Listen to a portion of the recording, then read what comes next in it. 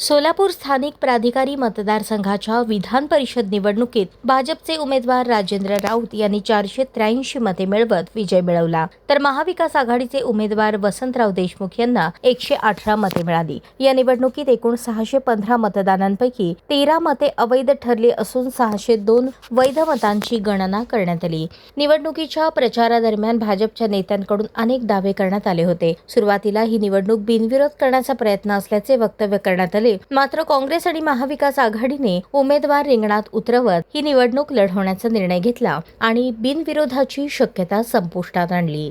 त्यानंतर भाजपच्या नेत्यांनी 500हून अधिक मते मिळवण्याचा दावा केला होता। महायुतीकडे मोठे संख्याबळ असल्याने हा दावा आत्मविश्वासातून करण्यात आला होता, मात्र प्रत्यक्ष मतमोजणीत राजेंद्र राऊत यांना 483 मते मिळाली। त्यामुळे विजय मिळाला असला तरी भाजपाला जाहीर केलेला 500 मतांचा टप्पा गाठता आला नाही। मतमोजणीच्या अधिकृत आकडेवारीनुसार वसंतराव देशमुख यांना 118 मते मिळाली। विरोधकांकडे मर्यादित संख्याबळ असतानाही त्यांनी आपल्या मतांची ताकद कायम राखल्याचे या निकालातून दिसून आले। दुसरीकडे 13 मते अवैध ठरल्याने मतदान प्रक्रियेत काही सदस्यांची मते वाया गेल्याचेही स्पष्ट झाले। राजकीय वर्तुळात आता या निकालाची वेगळ्या पद्धतीने चर्चा सुरू झाली आहे। भाजपाने विजय मिळवला असला तरी 500 मतांच्या दाव्यापेक्षा कमी मते मिळाल्याने अपेक्षित मतांचे पूर्ण रूपांतर करण्यात पक्ष कमी पडल्याची चर्चा रंगली आहे। तर महाविकास आघाडीने पराभव स्वीकारला असला तरी उपलब्ध संख्याबळाच्या तुलनेत मिळालेली मते आणि भाजपाचा न गाठलेला दावा हे मुद्दे पुढे करत नैतिक विजयाचा दावा करण्यास सुरुवात केली आहे। निश्चितपणाने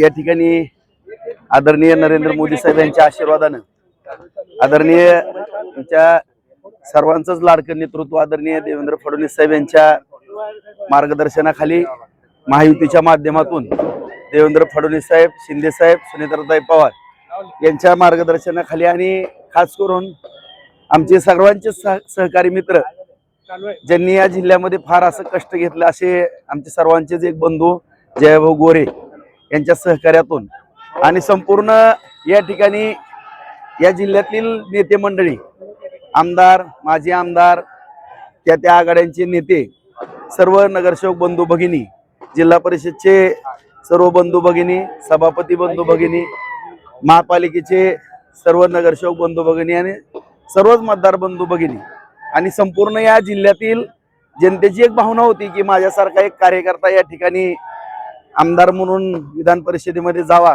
कारण विधानसभेला प्रचंड काम केलं असताना सुद्धा काही दुर्घटना या ठिकाणी घडली होती आणि त्यानंतर बाजार समिती, नगरपालिका, जिल्हा परिषद, पंचायत समिती या सर्व सत्ता आल्या आणि सर्वांची भावना होती की काम करणारा कार्यकर्ता विधान परिषदेमध्ये असावा, विधान भवनामध्ये असावी भावना होती आणि सगळ्यांच्या आशीर्वादाने ती आज पूर्ण होताना दिसते। जवळपास 483 मतं मिळत आहेत। खरं तर विधानसभेला जी कसर आहे ती सगळी भरून निघाली, सगळी भरून काढली। बाजार समितीला सुद्धा 18 पैकी 18, नगरपालिकेला 46 मताचं मताधिक्य, पंचायत समिती, जिल्हा परिषदला सुद्धा 6 पैकी 6, 12 पैकी 12, 57,000चं मताधिक्य त्या ठिकाणी माझ्या मतदारसंघामध्ये सुद्धा मिळालेलं आहे आणि आज जिल्ह्यामधून सुद्धा एवढं मोठं मताधिक्य मला देऊन या ठिकाणी माझ्यावरती जो विश्वास सर्व मतदार बंधू भगिनींनी टाकलेला आहे। संपूर्ण जिल्ह्याची भावना होती की राजाभाऊ राऊत सारखा कार्यकर्ता आमदार व्हावा, नक्कीच सगळ्यांच्या आशीर्वाद झाला आणि मोहिते पाटील असं म्हणाले होते की अदृश्य शक्ती आमच्या पाठीशी आहे आणि 16पेक्षा अधिक मतांनी आमचा विजय होणार आहे। अधिक मतांनी काय आता आपण सर्वांनी पाहिलं, आम्ही सुरुवातीपासूनच आदरणीय आमचे मित्र जयाभाऊ असतील, मी असेल, आमचे रामभाऊ, सगळेजण आम्ही सांगत होतो की तसा काही विषय नाही, कारण सगळ्यांबरोबरचे चांगले संबंध, सगळ्यांबरोबर आम्ही चांगल्या पद्धतीने वागत होतो। त्यांच्या बाबतीत ही आज रामभाऊ जरी माझे या ठिकाणी सहकारी आहेत, त्यांच्यासमोर सुद्धा सांगतो की आदरणीय देवेंद्र फडणवीस साहेबांनी मला सूचना त्यावेळेस केलेल्या होत्या की राजाभाऊ, कुठल्याही पक्षाचा कार्यकर्ता असेल, नेता असेल, त्याच्याबरोबर तुम्ही सलोख्याचे संबंध ठेवा। कुणाच्याही दारात कधी जायची वेळ येईल सांगता येत नाही, ही निवडणूक आहे, राजकारण आहे। त्यांच्याबरोबरही गेल्या 1.5 महिन्यापर्यंत माझे संबंध चांगले होते, परंतु एवढा युगो आणि मुझे गिनो ही दुर्दैवाची बाब आहे। एवढं दहशतीचं राजकारण किंवा एवढा युगो आम्ही पाहिलं त्यांच्या आदल्या दिवशी। आता सगळ्यांची इच्छा होती की माझ्यासारख्या कार्यकर्त्याला बिनविरोध करायची भावना होती, परंतु एक सर्वसामान्य कार्यकर्त्याला बळीचा बकरा करण्याचा प्रयत्न केला। त्यांना जर लय खुमखुमी होती तर स्वतःच्या घरातला उमेदवार म्हणून त्यांनी पुढे यायला पाहिजे होतं, मग ही जी 118 आहे ना ती सुद्धा पडली नसती, अशा परिस्थितीचा निकाल राहिला असता। आणि या ठिकाणी मी कुठलंही म्हणजे कुणाचेही आम्हाला उणे धुणे काढायचे नाहीत. या ठिकाणी जर आमचे काढायला लागले तर मग आम्ही आमच्या पद्धतीने खंबीर आहोत. दुसरा मुद्दा एवढाच आहे की या ठिकाणी आदरणीय फडणवीस साहेबांच्या, शिंदे साहेबांच्या, सुनेत्राताईंच्या मार्गदर्शनाखाली जयभाऊच्या सहकार्याने या संपूर्ण जिल्ह्याचा अत्यंत चांगल्या पद्धतीने विकास करण्याच्या दृष्टिकोनातून आम्ही काम या ठिकाणी प्रामाणिकपणे सभा घेणार आहे. सभा कधी असणार आहे? नक्की सभा अधिवेशन झाल्याबरोबर एक अत्यंत महत्वाची चांगली सभा होणार आहे. कारण मला घेणं गरजेचं आहे. त्यांनी ही निवडणूक विधान परिषदेची होती, नेली DCC बँकेवरती. आता DCC बँकेत सुद्धा आम्ही निवडणूक लावतोय आणि ते सुद्धा DCC बँकेवरती अत्यंत चांगले उमेदवार काढून DCC बँक सुद्धा आम्ही या ठिकाणी भारतीय जनता पार्टी महायुतीच्या माध्यमातून ती सुद्धा त्याच्यावरती सुद्धा वर्चस्व प्रस्थापित करू.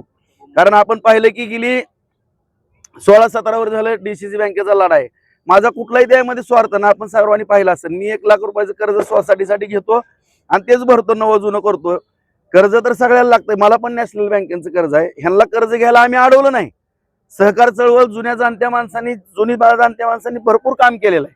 चांगली बँक चालवली होती. परंतु दुर्दैवानं ही मोठी टोळी त्या ठिकाणी घुसली आणि खास करून ही जे आम्हाला बोलतात ते तुम्ही पाहिलं असेल आता व्हॉट्सअप फेसबुकवरती सुद्धा की ह्यांनी कशा पद्धतीने बँकेचा दुरुपयोग केला, काय केला आपल्या सगळ्याला माहिती आहे. आणि माझ्यावरती आरोप, मी काय केलं, शेतकऱ्याची बँक वाचवली, 2600 रुपयाच्या ठेवी झालेल्या होत्या, त्या 6,500 कोटीपर्यंत नेल्या. हा काय गुन्हा आहे का? आज आपण दुसऱ्या बँकेत जर नॅशनल बँकेत गेलो तर शेतकऱ्याला कर्ज मिळत नाही.